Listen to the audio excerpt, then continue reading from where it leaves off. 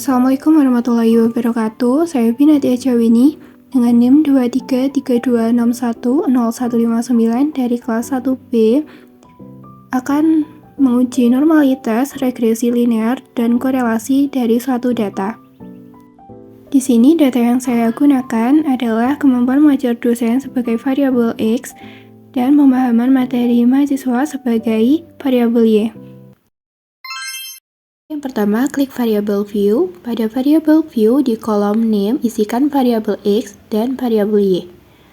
Ubah desimal menjadi 0. Pada kolom label isikan keterangan variabel X yaitu kemampuan mengajar dosen dan variabel Y adalah pemahaman materi mahasiswa. Kemudian klik data view dan isikan data-data di kolom variabel X dan Y. Kemudian klik Analyze, pilih Regression. Kemudian klik Linear.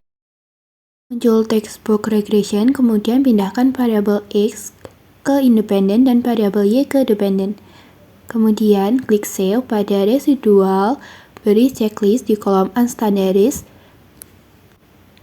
Setelah itu, klik Continue dan klik OK.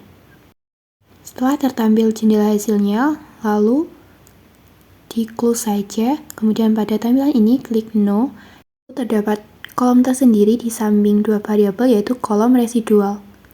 Setelah itu, klik Analyze, kemudian Non-Parametric Test, legacy dialog, dan pilih One Sample Key As.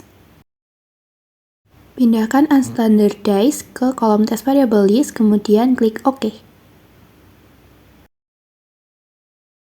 Jadi dapat disimpulkan berdasarkan hasil uji normalitas diketahui nilai signifikansi 0,200 lebih dari 0,05, maka dapat diartikan bahwa nilai residual dari variabel yang telah diuji berdistribusi normal. Karena data view dan variabel view sudah diisi dengan data yang diujikan pada uji normalitas sebelumnya, maka langkah selanjutnya data view, analyze, regression, kemudian linear.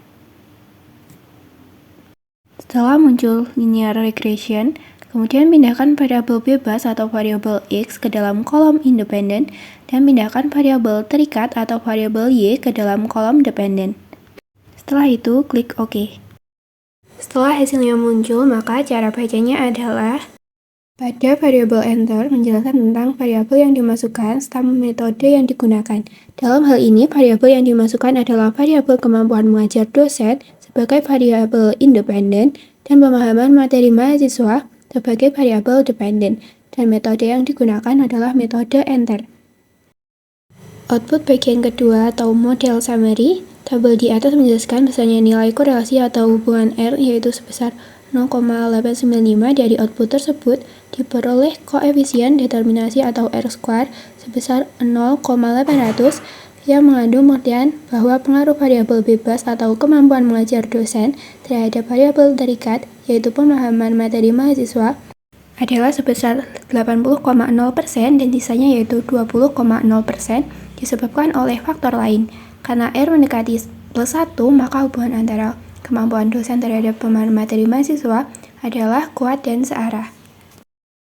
Output bagian ketiga atau ANOVA, dari output tersebut diketahui bahwa nilai F hitung sama dengan 32,055 dengan tingkat signifikansi sebesar 0,000 kurang dari 0,05, maka model regresi dapat dipakai untuk memprediksi variabel pemahaman materi mahasiswa atau dengan kata lain, ada pengaruh variabel kemampuan mengajar dosen atau variabel X terhadap variabel pemahaman materi mahasiswa atau variabel Y.